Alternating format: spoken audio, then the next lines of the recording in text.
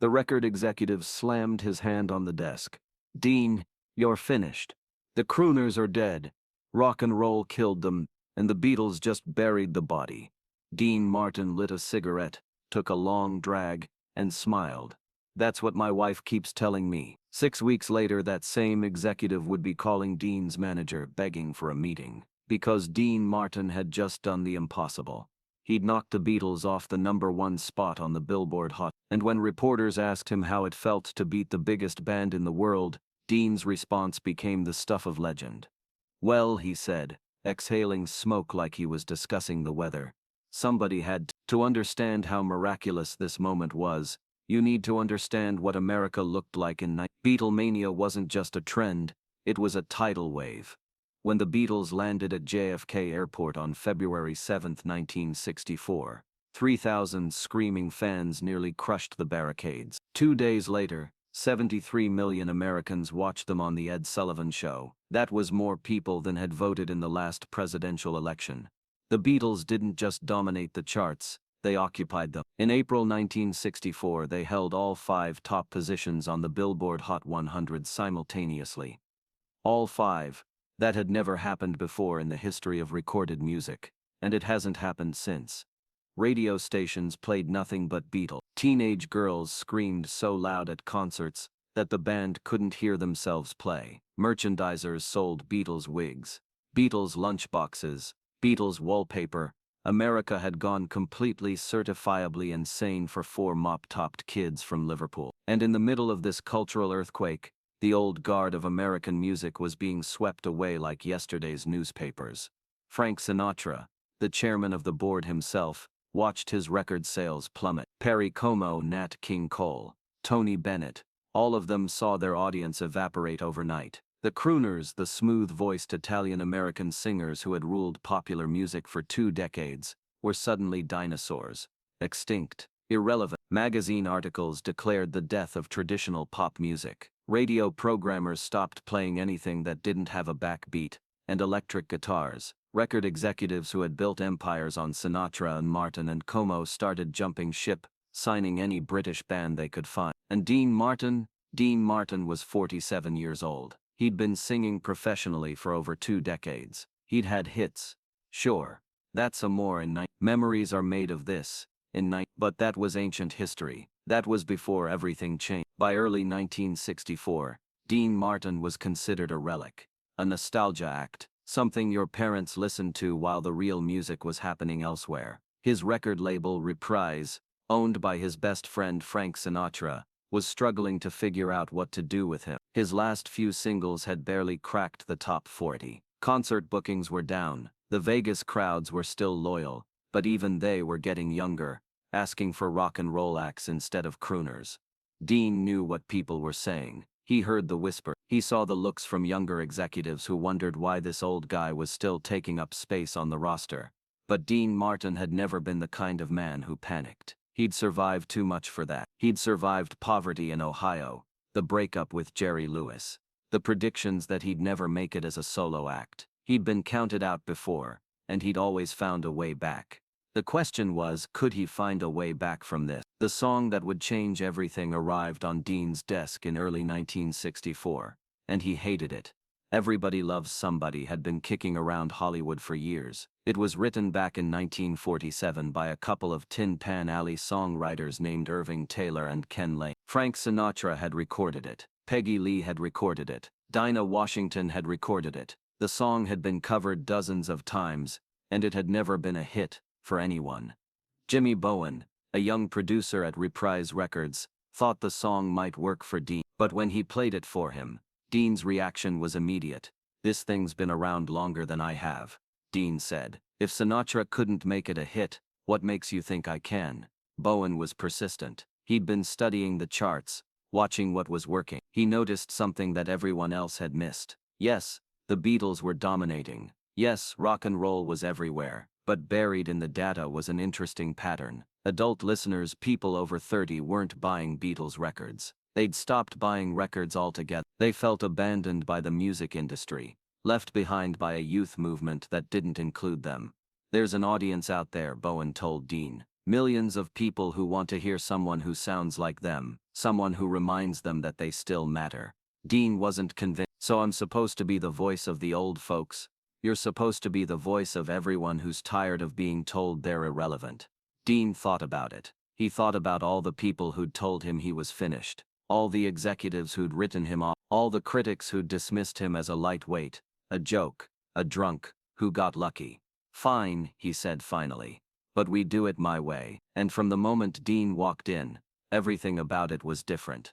Jimmy Bowen had assembled a full orchestra, 31 musicians, including a string section, horns, and a rhythm section that could swing. This wasn't going to sound like rock and roll. It wasn't going to sound like the Beatles. It was going to sound like Dean Martin.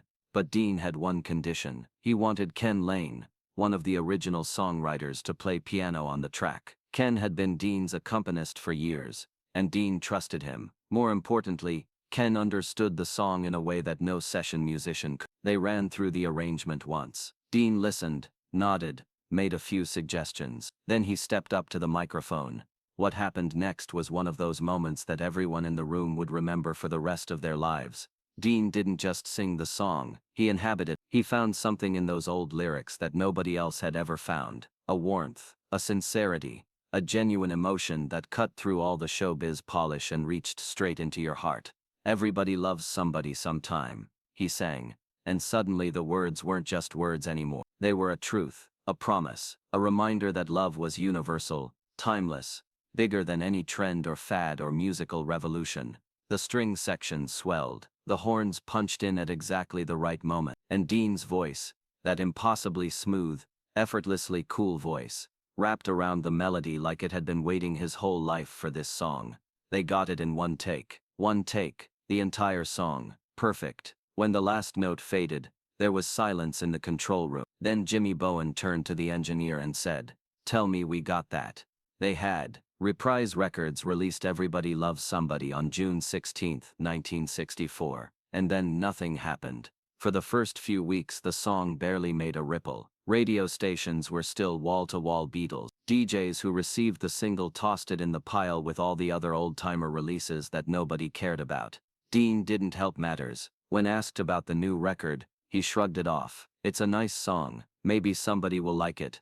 But something strange started happening. The song wasn't getting played on the big top 40 stations, but it was getting played on smaller stations, adult contemporary formats, easy listening programs, late-night shows where the DJs had a little more freedom to play what they wanted. And people started calling in, not teenagers, adult men and women in their 30s, 40s, people who hadn't bought a record in years because nothing on the radio spoke to them anymore. They called radio stations, they called record stores, they asked, "Who's singing that song? The one about everybody loving somebody?" The requests started piling up. Station managers noticed, program directors noticed, and slowly, reluctantly, the bigger stations started adding Everybody Loves Somebody to their playlists. The song entered the Billboard Hot 100 at number 8. Dean watched the chart positions climb with something between amusement and disbelief. "Must be a typo," he told his manager. It wasn't a typo, and the Beatles, who had dominated the charts for 6 straight months,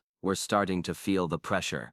Their current single, A Hard Day's Night, had been number 1 for 2 weeks. It was the title track from their new movie. It was supposed to be unstoppable, but Dean Martin was gaining ground. July 25th, Everybody Loves Somebody jumped to number 3. August 1st, number 2, and then on August 15th, 1964, something happened that nobody in the music industry had thought possible. Everybody Loves Somebody by Dean Martin hit number 1 on the Billboard Hot 100. It knocked A Hard Day's Night down to number 2. A 47-year-old Italian crooner from Ohio had beaten the Beatles. The phone started ringing at Dean's house before he'd finished his morning coffee. His manager, his publicist, reporters from every newspaper and magazine in the country. Everyone wanted a quote. Everyone wanted to know how it felt.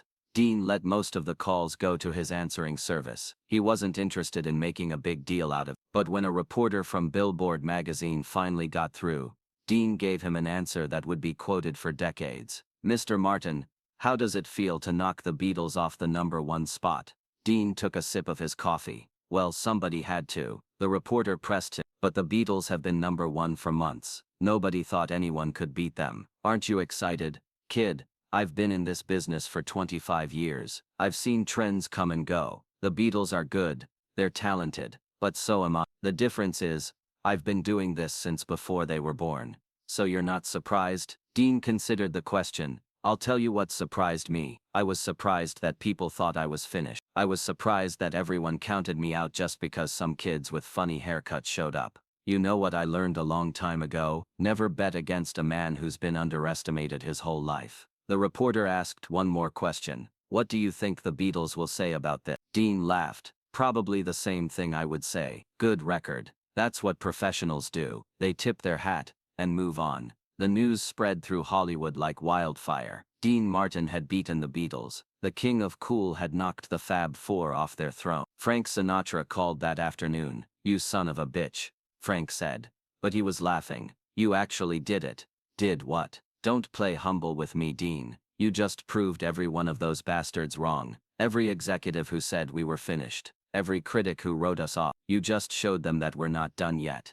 Dean could hear the emotion in Frank's voice. This wasn't just about a #1 record. This was about survival. This was about proving that their generation, their style, their music still mattered. Frank, it's just one song. No, it's not. It's a statement. It's proof that rock and roll hasn't killed us, that we're still here, that we're still relevant. Sinatra paused. I'm proud of you, Dean, really proud. Coming from Frank Sinatra, those words meant everything. But the real reaction that Dean treasured came from an unexpected source. A few days after the song hit #1, Dean received a telegram. It was from London, and it was signed by John Lennon. The telegram read, "Congratulations on #1. Now we'll have to work hard." Dean had the telegram framed. He hung it in his den next to photographs of his children and his gold records. For the rest of his life, whenever someone asked about beating the Beatles, Dean would point to that telegram.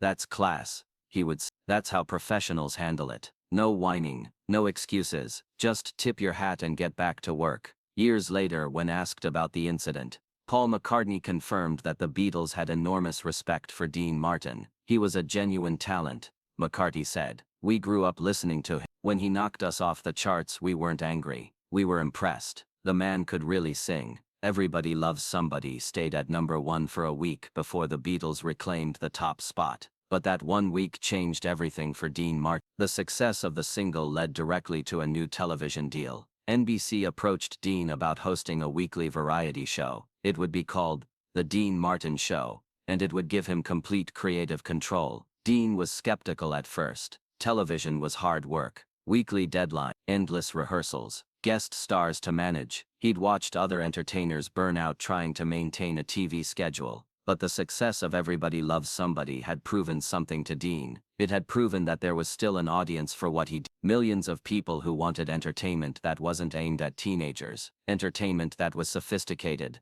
funny, and effortlessly cool. He took the deal. The Dean Martin Show premiered on September 16, 1965.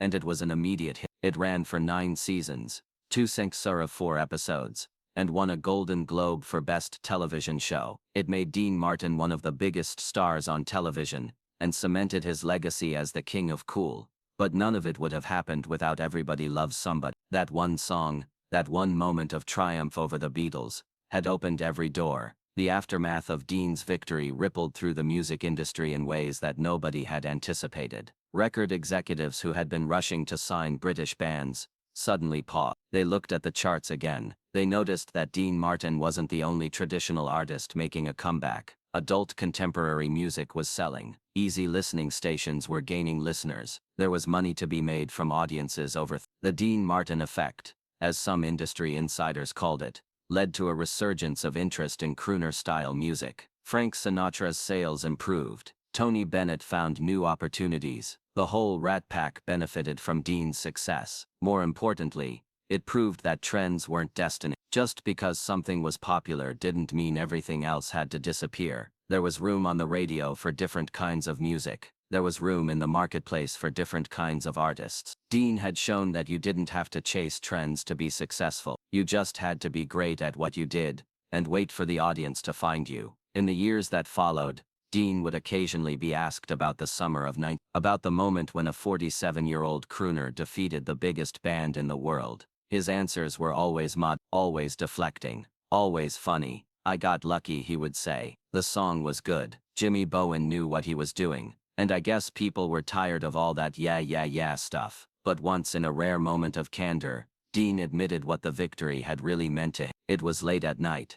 After a Vegas show, Dean was sitting with a small group of friends, including Ken Lane, the pianist who had played on the original recording. Someone brought up Everybody Loves Somebody, and Dean got quiet. You want to know the truth, he said. I was scared, really scared. Not of the Beatles. I wasn't competing with them. I was scared that maybe everyone was right. Maybe I was finished. Maybe the world had moved on and there was no place for guys like me anymore. He paused, swirling the ice in his glass. When that song hit #1, it wasn't about beating anybody. It was about proving to myself that I still had something to offer, that I wasn't just a relic from a bygone era, that the music I loved, the style I'd spent my whole life perfecting, still meant something to somebody. Ken Lane nodded. It meant something to a lot of somebodies, Dean. Yeah, Dean said softly. I guess it did. There's a postscript to this story that Dean Martin never told anyone, but his daughter Dina revealed it years later in her memoir. The day Everybody Loves Somebody hit #1, Dean came home and found his children waiting for him. They'd heard the news at school. Their dad had beaten the Beatles. They were bursting with excitement. Dean gathered them all together in the living room. He sat down, and instead of celebrating or bragging or making a big deal out of it, he said something they never forgot. You know why that song is #1? He asked. The kids shook their heads. Because it's true. Everybody does love somebody sometime. Your mom loved me enough to marry me. I love you kids more than anything in the world. And that's what music is supposed to do. It's supposed to remind people of what matters. He hugged each of them. The Beatles are great. Don't let anybody tell you different. But today, people wanted to hear something that made them feel love. And that's a pretty good reason to be #1. Dean Martin would go on to have more hits, more movies, more television specials. He would become one of the most successful entertainers of his generation, a genuine icon, whose influence would span decades. But Everybody Loves Somebody remained special. It was the song that played at his live shows, the song that fans requested more than any other, the song that would eventually be inscribed on his tombstone. Because that song wasn't just a hit, it was a victory. It was proof that talent and authenticity could still win, even when the odds were stacked against you. It was a reminder that being yourself, being genuinely, unapologetically yourself, was the only way to create something that lasted. The Beatles had their screams, they had their hysteria, they had their cultural revolution. But Dean Martin had something else. He had the #1 song in America. He had a career that would outlast the British invasion, and he had a telegram from John Lennon, framed on his wall, that proved even the Beatles respected what he'd accomplished. Well, Dean said, exhaling smoke, like he was discussing the weather, somebody had to. That was Dean Martin, the man who beat the Beatles, the man who refused to be counted out, the man who proved that cool never goes out of style. That's the king of cool.